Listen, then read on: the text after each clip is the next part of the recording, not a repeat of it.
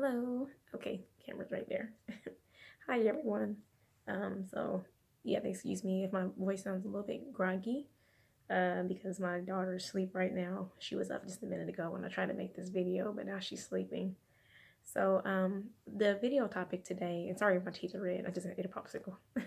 The video topic for today is about narcissism and just narcissistic behavior in general. Is what this video is about today. So I want to start off by answering the question, what is a narcissist? And I did jot some things down that I want to read for you. So a narcissist is a person that just doesn't respect boundaries. They tend to make you feel bad about any decisions that you've made. That can range between like children, it can be your finances, it can be your marriage, how you should do your marriage.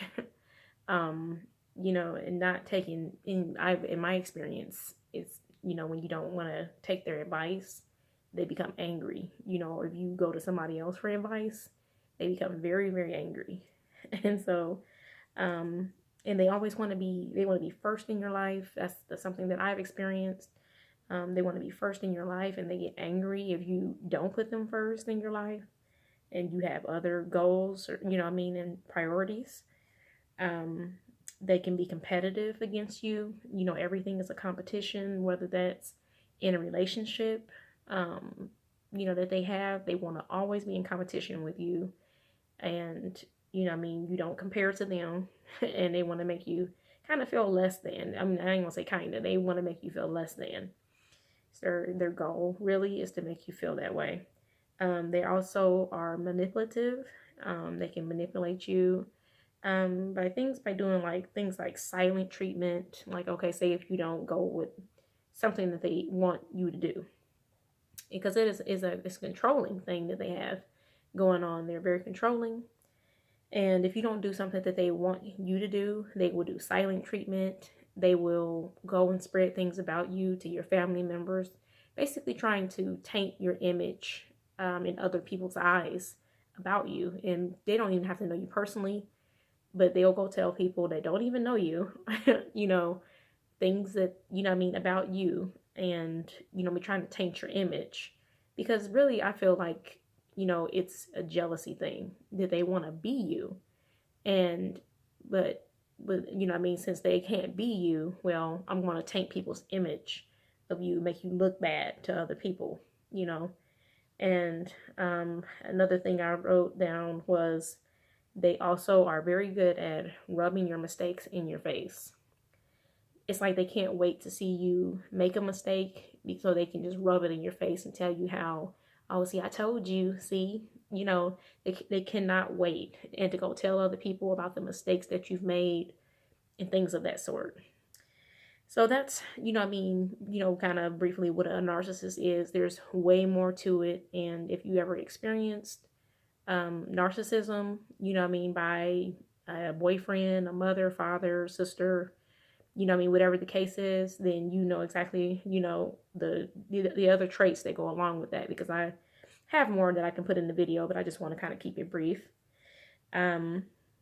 So just to give you some history about myself with narcissism, as I mentioned before, I do have history with narcissism in my own life. I grew up in a home with a narcissist, and the impact that had on me was that I didn't realize till I got older, that I used to tend to just shut down and clam up when there would be problems that arise, because I would just get so tired of it, just feeling hopeless, and so unfortunately for, like when I got with my husband, he was the only serious relationship that I've ever had where we actually were going long term. And early on in our marriage, I would have trouble like opening up, about a problem that I would have with him. I would just keep it bottled up. And we all know what happens when you bottle up problems. They just bust out one day, and then you have these whole slew of problems, on the table that you got to get taken care of. And, he was a person that was like, he's not used to that. He wants to get it done and hashed out.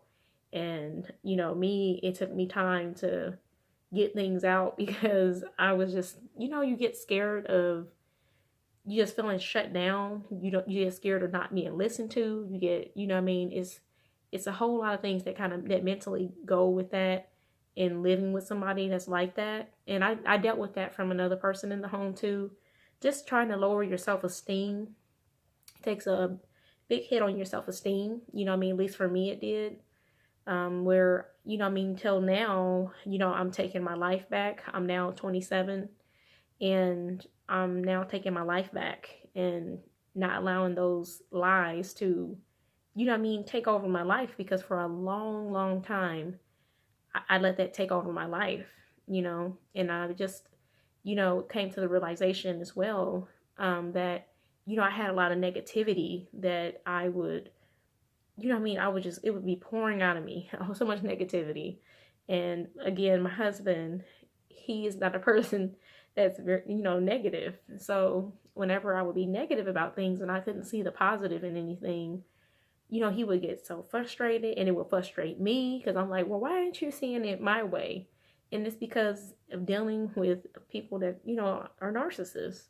They tend to make you have all these negative feelings. And when you grow up in that, and some people may go the other way, but at least for me, I went the way of feeling negative all the time. Like I couldn't do things because that's what they do. They lower your self-esteem, make you feel like, oh, you're not, that you can't do anything, and that you're not good enough. It makes you feel not good enough. So that's, like the impact that it had on my life. And pretty much how that's changed for me going into adulthood is, for one, my husband was, my greatest supporter, and he's been, he's prayed for me, and it's taken to me to get closer to Christ, really, to be able to get over that hump of being so negative all the time. And I pray still that the Lord will still assist me and, walk me in the right direction, where I need to go on that. So that is something, that's how I have been overcome those, I would say, those negative feelings, and trying to just get all those lies off of me. Stop and break down all those, walls of lies, because that's what it is. Those are all lies, which you've been told. Don't believe any of it, and you just have to know that you're worthy and you're worth it. And don't let anybody make you feel any less than that, because they will, because it's a manipulative behavior. They want to manipulate you to do what they want to do. And it's not about you and how you feel. It doesn't matter how you feel. It's about how they feel. And my husband, with a certain narcissist that is in my life, he was telling me, like, it's always about them. It's not about you. So when I'm having a bad day, it doesn't matter. As long as they're having a good day, your bad day doesn't matter to them, even though you want it to matter. Like I said, that could be anything from, like I said, a sister, brother, mother, father, because you tend to want them to understand where you're coming from, because you have that relationship with them. And it may be a boyfriend too, or a husband or wife, because, men deal with that too from wives. And you want them to understand because you love them, and you just can't understand, why are they doing this to me? But I'm just here to tell you that, you have to kind of wake up and just get out of that same repetitive behavior, because it just goes on and on and on. And it's like, I have described it as a revolving door. You go so many months, or you go so many weeks or days where, you'll have some good days, good months, or good weeks. And things are okay. But then all of a sudden they will do something that is devious, in nature, and they will just completely stab you in the back, and it's no cause for it. It's nothing that you've done. And they will make you feel like you are the cause of everything that is happening. But you have to know and believe that you are not the cause of what is going on in their own heads. You have done everything that you can do. And, you have to just break down that lie that they're trying to get you to believe. So the next thing that I want to talk about is, how do you fight a narcissist? So, of course, When I say fight, I don't mean physically fight. I mean, you have to emotionally, spiritually have to fight them. You know what I mean? With those things, not physically, but you know what I mean? Emotionally and spiritually, how to fight them. You have to, first of all, take your power back from them. Something I have learned, because I've dealt with 2 narcissists in my life. Now, one is not, it's not as bad as the other. Now, I don't even know if I would call them a narcissist, actually. I'm sorry. So I don't want to call them a narcissist. I do apologize. But the person is very unhappy, and they tend to make you feel unhappy when they're not happy. So what I had to do is start taking power back from them, and you know what I mean, get your power back. So what I mean by that is do the total opposite of what they are saying. So for an example, say, you know what I mean, you have a brand new hairdo. Say that there may be some type of flaw that you let them know that you don't like in the hairdo, but they'll make it so much worse, and like, yeah, it just, you know what I mean, looks, yeah, it don't really look that good. It looks kind of ugly. You have to say, like, you know what I mean, instead of feeling self-conscious and letting them make you feel self-conscious about yourself, say, oh, you think so? Well, I just thought that was bad. But you know what? I really like it. You know, take that power back from them. Let them know that it does not bother you what they are saying to you. Don't react to what they're saying. Respond. And that has taken a long time. You know what I mean? And I won't say a long time, but it's like that has like resonated with me, that you have to, don't react, just respond. I have to always catch myself when I'm in conversations with these type of people, because when you respond with anger, or react with anger, react with anger, that's what they want. They look for that. They crave it. You know, they want you to get angry. You have to act like it doesn't even faze you. Oh, okay. Just act so oblivious to what they're saying. Oh, really? Okay. You thought that my shoes were, oh, okay. I didn't know that. Yep. Well, how was your day today? You know, don't even acknowledge, hardly acknowledge what they're telling you, because what they're telling you is a lie to make you feel self-conscious. It's a way to control you. So you have to respond the total opposite of what they're saying and act oblivious to what they're saying. Don't pay any mind. Try not to, even though you could be burning up inside, try not to even react. Oh, really? Okay. You know, act totally fine with that, because that burns them up, because they can't get that feeling off, you know. And one thing my spirit is not really telling me to say this, but I was going to say that, you know, when you're feeling bad, you know what I mean? Because, okay, I'll go ahead and say it. I was taught one day by a family member that energy is transferable. And, you know what I mean? When you have bad energy, you want to kind of get that off of you. So you tend to, you know how some people, when they are feeling negative, they want to go and have an argument, just start an argument. That's them wanting to transfer energy. Don't let them transfer that onto you. You know what I mean? Don't even allow it to even touch you or graze you.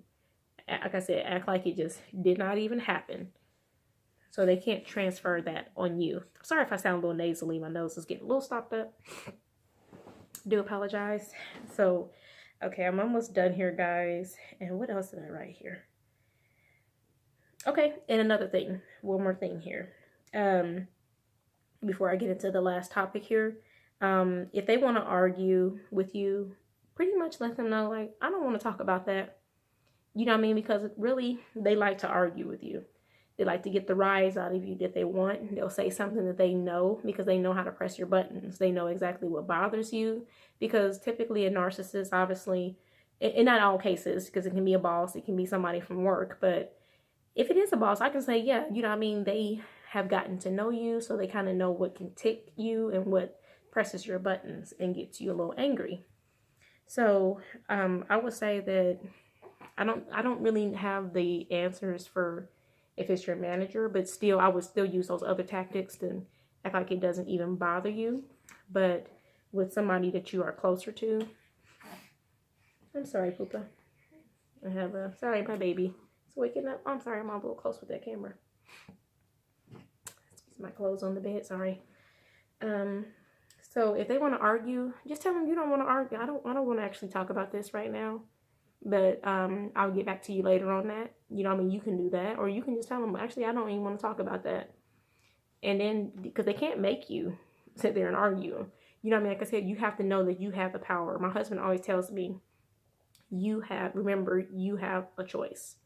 And that is so true, because you have the choice to engage in that argument or that conversation. You can tell them no and be perfectly fine with that, but you have to kind of resolve that guilt in you, because that is a good thing that they are good at, is making you feel guilty about a decision that you've made.